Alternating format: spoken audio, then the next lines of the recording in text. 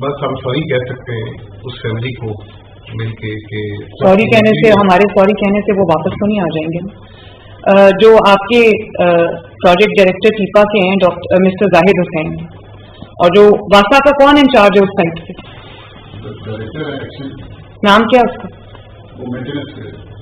नहीं, वहां पर उस प्रोजेक्ट साइट पे आपका कौन रिस्पॉन्सिबल है जिसको आपने इंचार्ज बनाया है? उस्मान बाबर।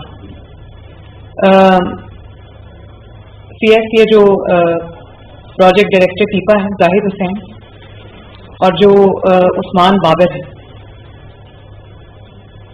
वासा से, इन दोनों को आप इनको नौकरी से बर्खास्त करें और फॉरएवर, और उसके बाद इनको कोई नौकरी नहीं मिलनी चाहिए। इनको लगे पता कि इन्होंने कितनी बड़ी मुजरिमाना गफलत की, इन दोनों को भी अरेस्ट करें। उसके साथ मैं दोबारा दोहरा देती हूँ, जो प्रोजेक्ट मैनेजर है आईजी साहब काइंडली नोट कर लीजिए, CCP के साथ असगर सिंधु, उस्मान यासीन, दानियाल, पूरा नाम क्या है Daniyal, what safety in charge, और अहमद नवाज, इन पांचों को, चारों को अरेस्ट करें और इनको नहीं छोड़ना, इनके ऊपर स्ट्रॉन्ग केस बने नेग्लिजेंस का, क्रिमिनल नेग्लिजेंस का।